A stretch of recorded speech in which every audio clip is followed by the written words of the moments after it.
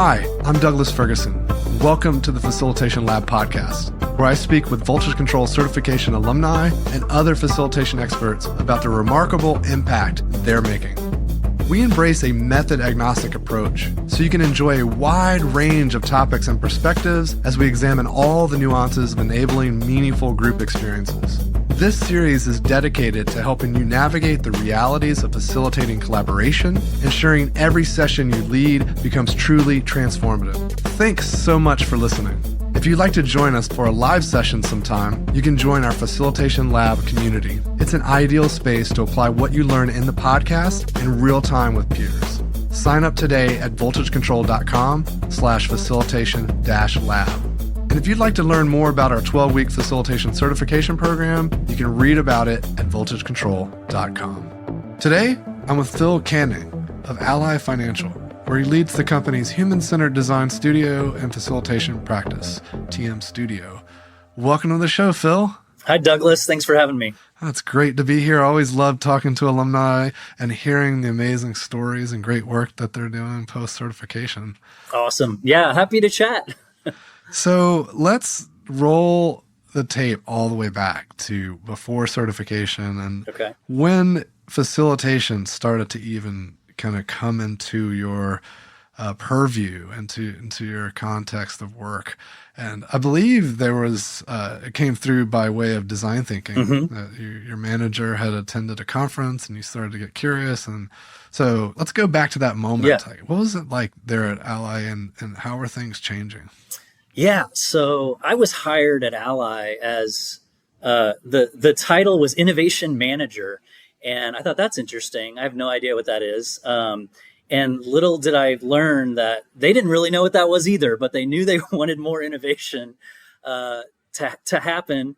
And a few months into the role, my supervisor, my boss, came back from a D school workshop. A bunch of the executives went out to Stanford D school and took their design thinking workshop, and they just came back fired up and said, "Holy cow! We're a customer obsessed organization.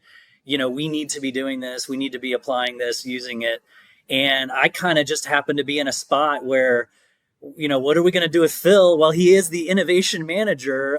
Maybe he needs to kind of like spearhead this effort and get training on this and learn more about it. And so that was really, it was a meeting one day where my boss brought me into her office and we talked about this conference, and she was just elate, just very inspired, very encouraged about sort of how common sense it is, but also just how effective it is. It was sort of a no-brainer of like, we need to be using this. And so we basically were given the green light to spin up it's called TM Studio. It's just sort of our human-centered design studio, kind of off-site. So let's put a team out there. Let's leave them alone. Let's let them use this framework, and let's hand them some kind of different challenges that maybe the bank doesn't have the bandwidth or the focus to tackle. And so that's exactly what we did. We got into a really small space, had a team of just 4 or 5. We all took some design thinking training, and then we just started doing it. It was very grassroots, very startup feel, which I completely loved. I never envisioned myself working at a bank. My background isn't in banking. And it was just like this, it was like this liberating feeling of like, here's a problem, like go solve it the way you guys think it should be solved. And we did that. We would walk the streets and literally interview people and build empathy about, how do you manage your finances and how do you save and how did you choose your bank? And, just all kinds of just different questions that you can just approach, anybody in Uptown Charlotte. There are a lot of other competing banks. So we were a little concerned maybe we'd run into some other folks, but it was just a great, energizing experience, and we learned a lot. And we also had a bunch of success doing that. So that was kind of the initial lean towards design thinking. And so we were doing that for a while. COVID hit, we went remote, but we continued to, work on a lot of different challenges for the bank using design thinking. And I started saying to myself, we're just one team out working on these things one at a time. And it feels like we could have a bigger impact and help more people at the company use this methodology the way we're using it.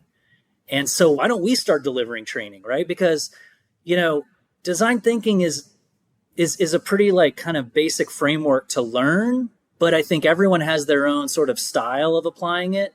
And that's dependent on things like the type of industry you're in and the team you have and the certain types of challenges you face and just the culture of the company, so we felt like, wow, we've ironed this thing out and we're clicking along really well. We know how to apply this, especially to banking challenges. Let's teach others, right? So that was like my kind of like my pitch to my group to say like, let's design our own session. So that really for me was the trigger that got me searching for different, like, I need to learn how to do this. Like I wasn't a facilitator, we weren't like teaching design thinking. We were just practicing it. So, kind of found y'all, it looked like a great program. I had taken some workshops with y'all before and then took the facilitator certification program. And it just opened my eyes to like, oh, wow, this isn't about like just me learning how to conduct a design thinking workshop. This is actually just about how to help people in all sorts of different meetings and workshops and just help the company like work more effectively. So I kind of felt like I'd stumbled on this sort of treasure trove of like techniques and tactics that I could take even further. I was like, yes, we're definitely going to execute on these design thinking workshops. But I started thinking, wow, we could maybe do other things here, right? We could just help people with their strategy sessions, right? When they're thinking about the next 3 years, and we can help teams just make faster, more collaborative decisions, right? Like, I mean, just simple things like, hey, instead of us just like arguing or throwing our opinions around in the room, like, let's all grab the sticky notes and like for 5 minutes, let's get our own ideas down. Then we're going to post them up and have discussion and start grouping, like just some really like basic techniques that I learned that have so much applicability to more running better meetings at Ally and just teams walking away. It's kind of funny. Sometimes I feel like it's not that impressive or like, earth shattering, like these techniques, but you'd be surprised how many people are walking away from meetings being like, oh my God, that was like so much better than anything we could have done. And I was like, yeah, I mean, it's not, it's not rocket science, but when you just take the time to like apply a few of these, facilitation techniques, it really can help people focus, help them make better, more efficient decisions, and ultimately like feel like they're all bought in on it. I think that's another huge component, is just feeling like they're part of the decision-making process. So tell me more about that, feeling like they're part of the decision-making process and feeling more bought in, because I think that's a really key point. And why do you think that is? Why do you think there was a shift there? So I think, and I don't know if, maybe it's particularly in a corporate environment, where there is hierarchy and it feels like, the leader or the top manager is the one that makes the decisions, and then everyone else just sort of follows on those decisions. But that's actually not the best way to kind of keep people, like the people that are actually doing that work and executing on that objective or that strategy, they're going to be way more bought in if they feel like they were actually the ones to craft that strategy or come up with those solutions. It's basic stuff, and just people just don't think about it enough because they're just trying to get things done, right? It's like, well, we just have to do this. And so you do this, and this is how we're going to do it. And it's like, they walk away feeling not very motivated. Like they feel clear on what they're supposed to do, but not super motivated. And so I think that's where facilitation has played a pretty key role in me helping just actually leaders at the company, they want their employees to craft the strategy and to come up with the solutions because they know the work way better than those leaders. Do you know what I'm saying? So I think that's why that feeling bought in is just a super critical piece to like executing on a strategy. Absolutely. I mean, people had to feel like they were included in the process, Yeah. to feel a sense of ownership. In fact, at Voltage Control, I've outlawed the term buy-in because it assumes that you're selling something. Oh yeah, that's good. That's good. Well, I work at a bank, so excuse if I use some corporate-y jargon. I'll try to refrain from too much of that. All good. I'm kind of curious about, you were talking about in the early days when you started to create the studio. Yeah. There was a small group and you went off site and it created a lot of opportunity. You were even going out on the street to ask questions. How has that evolved? Is it more than one cohort at the moment? How many people are going through the program? How have you changed or adapted it over the years? Yeah. So we've stuck to, believe it or not, like we have not expanded a whole lot. In other words, we still keep a pretty small team that is at the studio, and that's extremely intentional. In fact, kind of just through like learning lessons, we there was a time last year where we expanded just through kind of various. It's just sort of the way the cards were dealt. We found ourselves with a few more people at the studio, and so the team was actually getting a little bit large. Like I think we had a team of almost 10 people, and it slowed us down. So this is not one of these things where like, can we add more manpower to move faster and all that? It's like, actually, no. The key is to keep it pretty small so that decisions can be made efficiently and quickly, and you can keep that bias towards action that design thinking is all about. We always find that seven's that magic number of, having the right number of people in the room. If you can go a little bit below it, a little bit above it, but you start veering too far away from that and you get into trouble. And that's why I was curious if you had spun up multiple cohorts, because multiple small groups in parallel can still be poised for action. But it sounds like you've opted for like, let's keep one group, let's keep them small and keep them nimble. Yeah, we've gone a little bit back and forth. Like after that group of 10, we said, hold on, we're moving a little too slow. We did actually split them up into groups of 5. So we've done that a little bit where we've had no more than 2 cohorts now.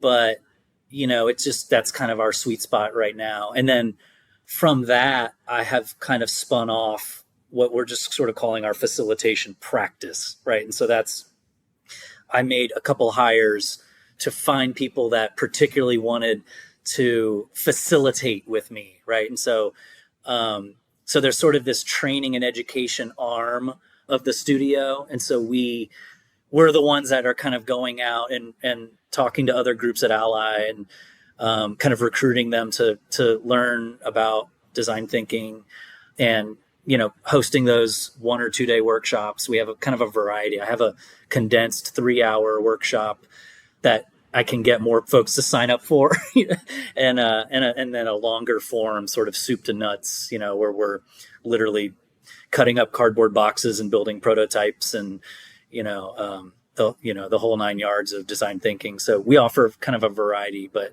that's in addition to, we keep the team undistracted and heads down working on one challenge at a time. Still, that's kind of our secret recipe, and it seems to work pretty well.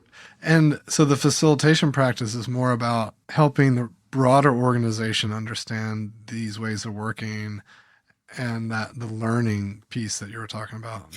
Yeah, it's really twofold. So there's the learning piece where that's specifically about, it's more of a teaching workshop, like to learn human-centered design. And then the other piece of facilitation is just ad hoc. Hey, there's a leader here that, wants to have a big come together meeting with all of, the senior leaders in his or her organization, and they want to work on breaking down silos or something like that. It's just, and those are sort of kind of the real, where I get to really like stretch myself as a facilitator and design it from scratch and say, all right, what are your objectives? Like, what do you want to get out of this? Like, who's going to be in the room? Like, when can I get in there ahead of time to make sure everything, that's really, those are kind of the fun ones where if I hadn't gone through kind of that facilitation certification program, I probably wouldn't have had kind of the confidence or just the knowledge to say, well, let's just try this, because I feel like I can apply some of these techniques. And between liberating structures and game storming is like another one of my huge, stringing together some different activities and just seeing how to design these sessions is like kind of a really fun part of my job that it's a little bit different than just the design thinking part, right? So that's kind of the neat, and we can also do this, Yeah, that's cool. I was wondering if the facilitation had started to show up in places other than the studio. And it sounds like it has, because earlier you were talking about people noticing the power of making decisions in this way. And it sounds like there's some interest. How do folks in the organization find you and request these facilitation services? Is it word of mouth? Is there some way they can kind of sign up for you to come help them? Or how does that work?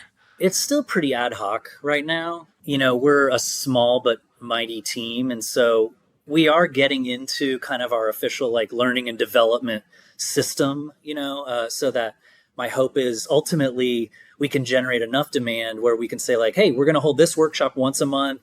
You know what I mean? Start generating wait lists for it and all that. That's kind of let's 2024, planning, let's say. But for now, we're so well connected. I think that's one of the nice things about Ally is we're not a huge bank. So I have enough connections in my position in the company that we touch all the different business lines. We're a support function for all the businesses. And so, we're able to really garner enough interest through just word of mouth right now that, hey, we can put together a good workshop here. I will also say a huge cohort of folks that we've had a ton of success with is early talent.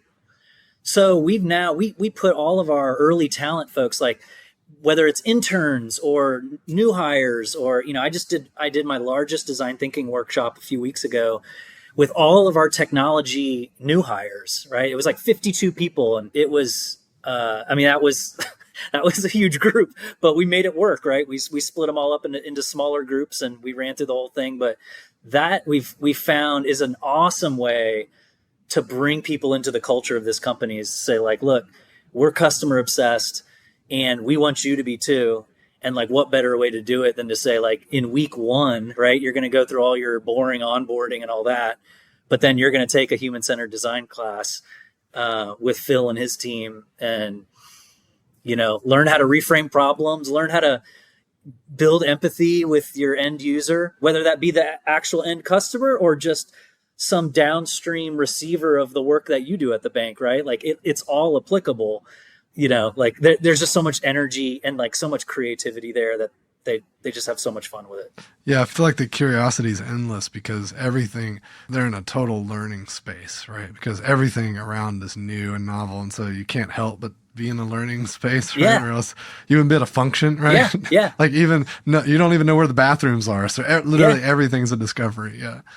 They're not jaded either, right? They're not, they haven't been, in their job, just beaten down for years and years. And, what's this? The next, process improvement, du jour. It's there's some people that, that it takes a little more convincing, but the early talent coming into the bank they're guns blazing and ready to do it and ready to apply it to their jobs. Amazing. That reminds me of our pre-show chat and how we were talking about the workshop design canvas, and you had taken the workshop design course as one of your electives during the certification. Mm-hmm. And I'm curious how much that influenced your development of this learning curriculum and how you're even approaching these workshops that you're building that are custom. Yeah, it definitely has helped me quite a bit. I would say even, I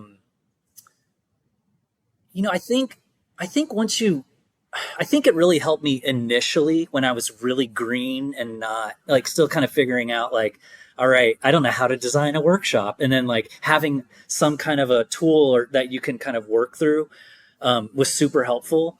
I think the main thing I took away from that was, I believe it's sort of like you start at the end, right? Like it's always in all of our calls when we talk to someone about, doing a session with them. And when we were thinking about designing these workshops, like, what do we want people to get out of it, right? Like, what's the objective, right? Start there, like, let's not, because I can't tell you how many times I've been in that kind of initial call with someone where we start talking about, maybe a session is appropriate, but it's like, and they're like, yeah, so we have 4 hours on this day and da-da-da. And I'm like, time out. Like you're already. Yeah. Like what's the icebreaker? Like they're so focused on logistics and the programming. That's right. They're like, we have this day and you only get 2 hours. And I'm like, okay, well, if you're only giving me 2 hours, like we can only accomplish that, so it has been interesting to kind of, you apply that, like start with the end. What's the objective? And let's work backwards, right? So I'm a big fan of the learner aspect of it as well. Yeah. Because not only this objective that we're trying to accomplish, but often that can be kind of reductive or whatnot, right? Like if everyone's always focused on objectives, sometimes we can lose sight of the people or the learners. Yeah. So actually thinking about how do we want people to walk out of the space? Yeah. And then also very powerful to think about how they're entering the space, because then we can think about addressing the gaps. Because so many times people just throw these icebreakers out or this activity or this thing, and it's not really serving the needs of this group of people walking in with this state of mind, with this perspective, and needing to shift to this other perspective. Like if we don't focus on that gap and how we bridge that gap, we're wasting time and, maybe like sabotaging ourselves. Yeah. No, I hear you. And I think as I continue to build workshops and not just build workshops, I think it's about iterating on the workshops you have, right? Like, especially with these design thinking workshops, I generally know, what I have to cover, but it's all of those, like, how do you bring people in, right? Like being super thoughtful about every activity or lack of activity, if you want to, like, you know what I mean? Like let people think a little bit more freely and not feel like it is so rigid. I love that concept of loose control versus tight control, right? And allowing them the space to sort of like, all right, this is a new way of working. And like just asking questions. I always allow plenty of time at the end of a workshop to just everyone, let's just sit in a circle and like, what stood out today? Like, what do you think of it? Like, like let's just pause and take a breath. I know it was a fast workshop, but what questions do you have for me? And then just allowing people like, oh, okay, now we get to actually like process what we learned. And so many workshops, I feel like, they don't necessarily like, you don't get to do that. They just end and then you leave and you're like, all right, well, I'm not sure how that translates into like my real work. Absolutely. And, it comes back to the learning science and cognition and memory. And because if you give people the opportunity to reflect, right, then they integrate the knowledge more deeply. Mm-hmm. For sure. I'm working on a design thinking workshop that's just focused on the first two phases of design thinking, empathy and define. And there's a few reasons why I'm focusing on, I created a workshop that just covers those. One of the reasons is on all the feedback, we always do surveys, like before people even leave, we have them take surveys on our design thinking workshops. And typically the ahas and the surprises and the delight is those first two phases. It's about, I never thought how important it was to think about the problem so much, and it's like, yes, you know what I mean? Like, it's not that ideation and prototyping aren't important and all that, but that stuff is a little bit more approachable and like people, it's like fun, it's exciting, like coming up with ideas, like that's sort of human nature. You just have to give people some guardrails and like guide them through that. But like showing them the power of like, interviewing people about their grocery shopping experience and, thinking that they had all the like, oh yeah, it's about, long lines suck and this and that. And then they go and talk to people and they come back and go, oh, it's actually about finding healthy food to eat. Like I never would have thought about that, and so they come away with these ahas that are really about really those first two phases, right? Where my point there is that I've kind of designed a workshop that gives people a little bit more ability to sign up for, because it's not a 2-day thing. Sometimes in a corporate environment like this, like convincing people to come over to your space and like hang out for 2 days and learn design thinking can be a little bit challenging, right? But a 3-hour workshop where we can really like bang, bang, bang, run through some of those concepts and then have like a good 20 minutes at the end of it to say, so what does this mean for you? Like, how would you apply this to your work? Like, could you do this? This seems pretty accessible, right? Like people always think like, yeah, but what do you mean? How do you schedule an interview and like come up with a plan and like build empathy? Like it's very doable. Like you can do this, And so that's been a super powerful workshop that doesn't take too much time, and I can get people in and out and they really walk away like kind of like buzzing a little bit on how they can just build some empathy and then reframe the problem, right? And then come back and we'll talk and we can schedule an ideation and we can, like, let's like baby step this, like just start there. If I can convince you to just not jump right to the answers and the solutions, I feel like I'm doing a good job. Absolutely. In your alumni story, you talked about your partner. In the program, we put students together in partners so they can deepen their learning by seeing the program through the eyes of others. Mm-hmm. And I believe you would pair it with Nina, and you talked about this kind of cross-industry kind of awareness, or there's some value of kind of seeing things kind of across these industries. I'd love to hear more about that. Yeah, I wasn't even sure how much benefit I was going to get, just from talking to the other folks in the cohort, only because I wasn't sure. I was like, well, if they're not in banking or they're not in my industry, maybe it's not going to be as relevant. But yeah, Nina, I think we were paired together because, she had a fair amount of design thinking background as well. And when we started talking, she said she has her background works in education. So she, I believe, works in a consulting capacity in the public school system out in California.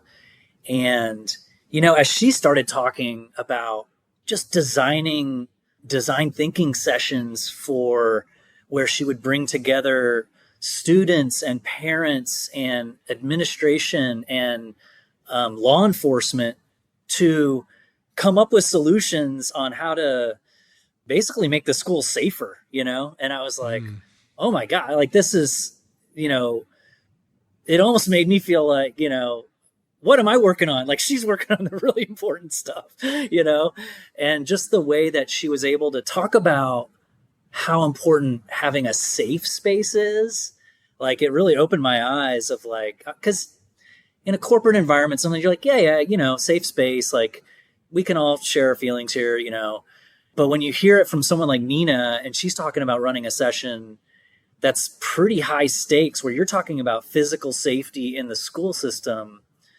and some of the kind of like activities and the way that she made people open up and just have the facilitation chops to help people navigate those hard conversations.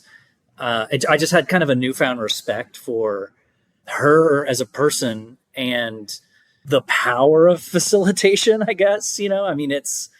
I'm not going to be able to recall, exactly how she designed that workshop or anything, but I remember the feeling of how important she was conveying to me if people don't feel safe in that space, you're not going to get anywhere, like you're not going to uncover the real problems, and you're not going to, you need to really think about where are you having these sessions and who exactly is attending, and even understanding some of the personalities ahead of time so that you can navigate that. I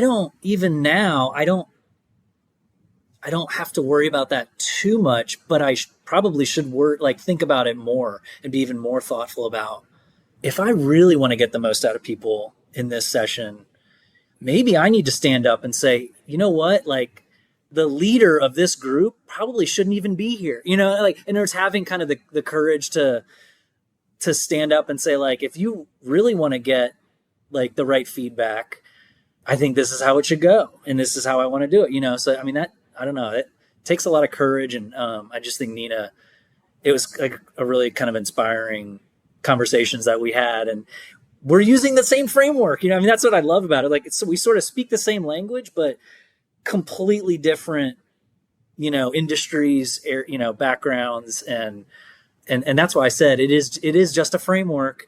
And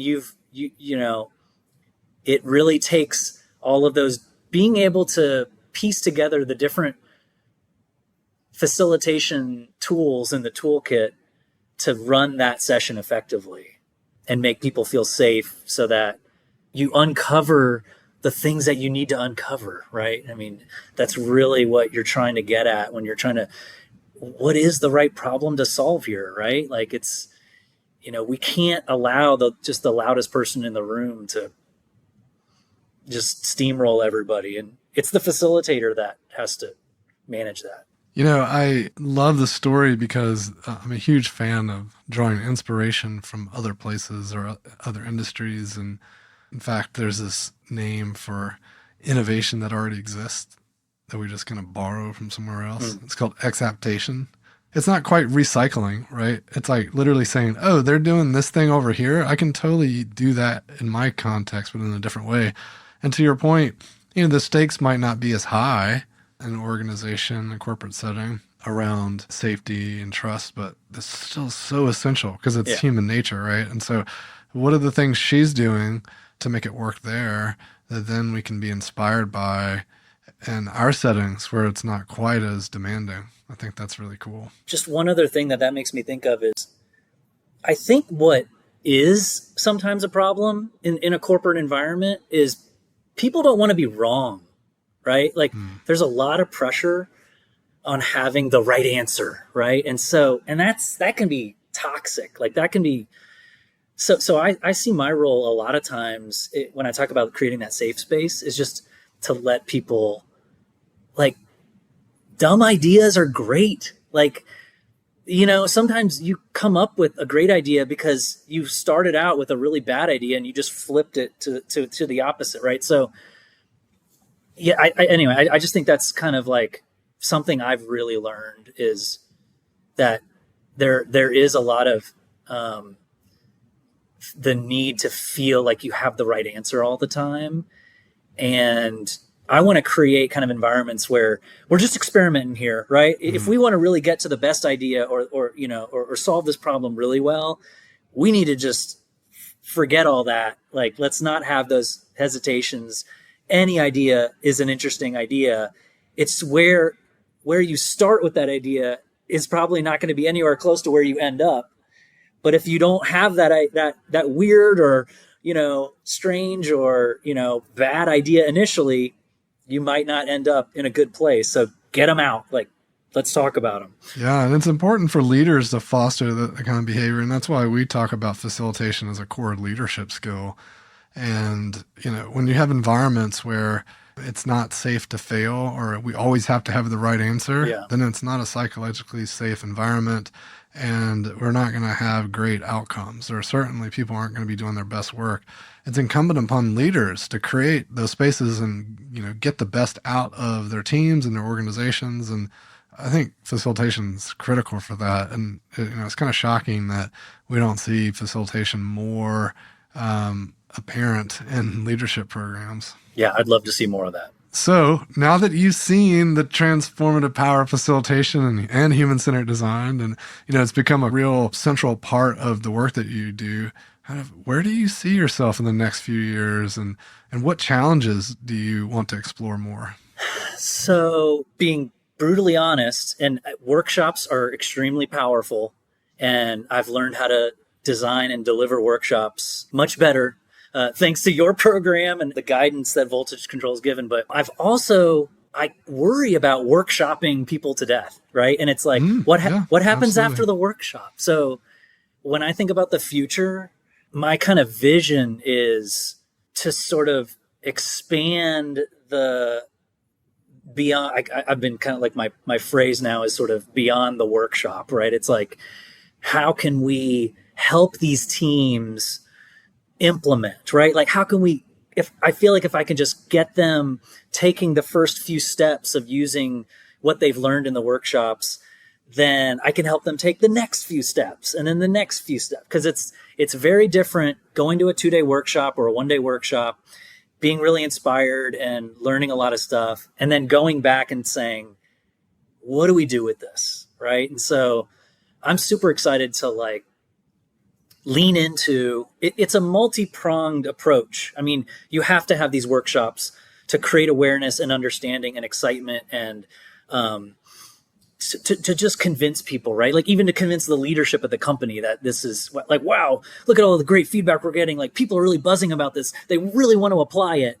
And then it's like, are they applying it? Are they doing it?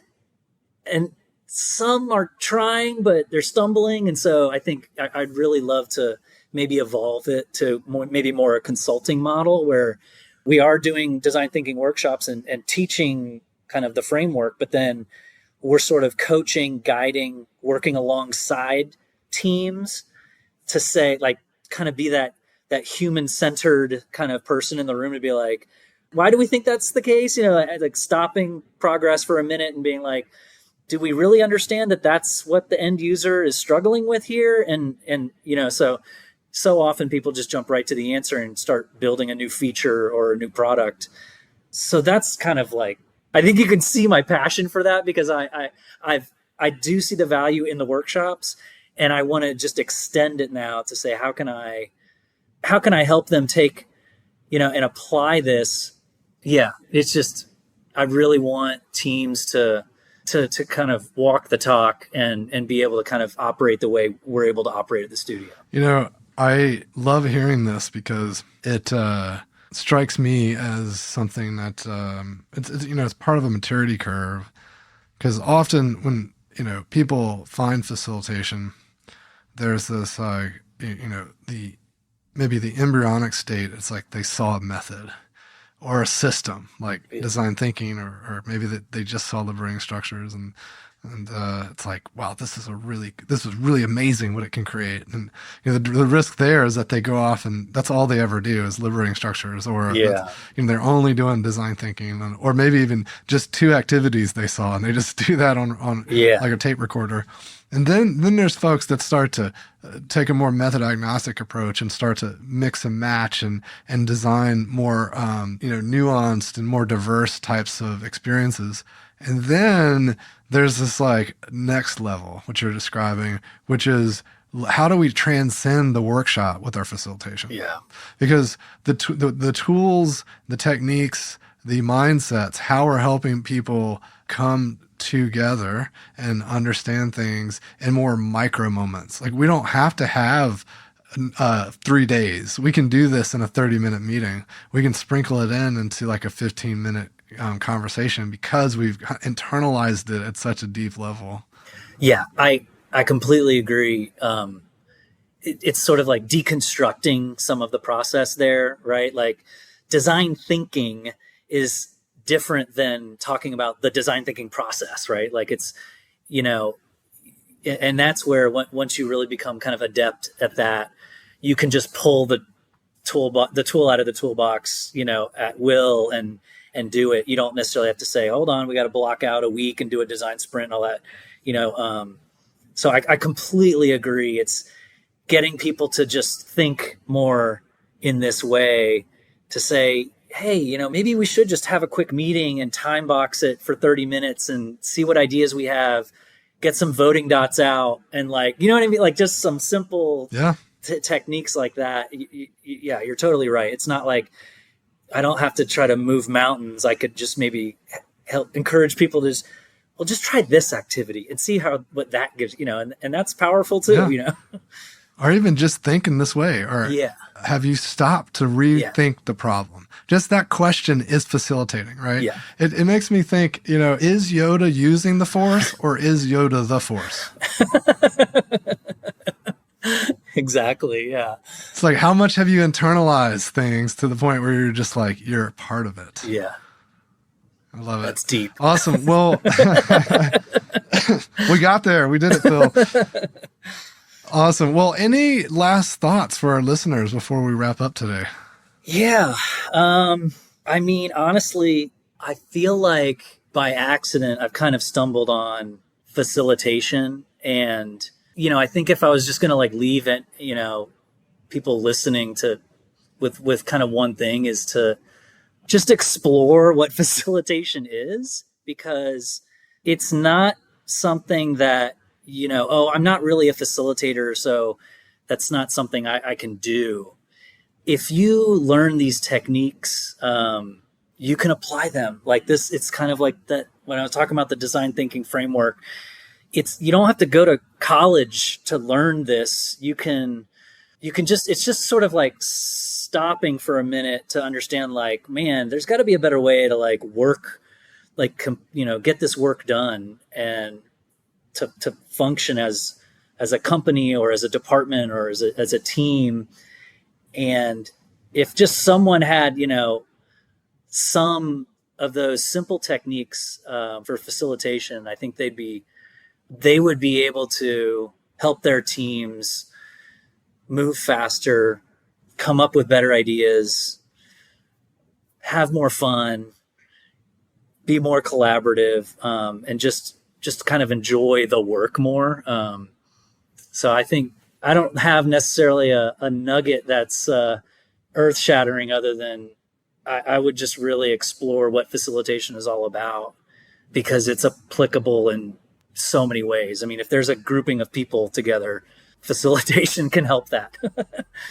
Absolutely. Well, Phil, it's been a pleasure chatting today, and I want to thank you for joining me. Thanks, Douglas. I appreciate it. Thanks for joining me for another episode of the Facilitation Lab podcast. If you enjoyed the episode, please leave us a review and be sure to subscribe and receive updates when new episodes are released. We love listener tales and invite you to share your facilitation stories. Send them to us on LinkedIn or via email. If you want to know more, head over to our blog, where I post weekly articles and resources about facilitation, team dynamics, and collaboration. voltagecontrol.com.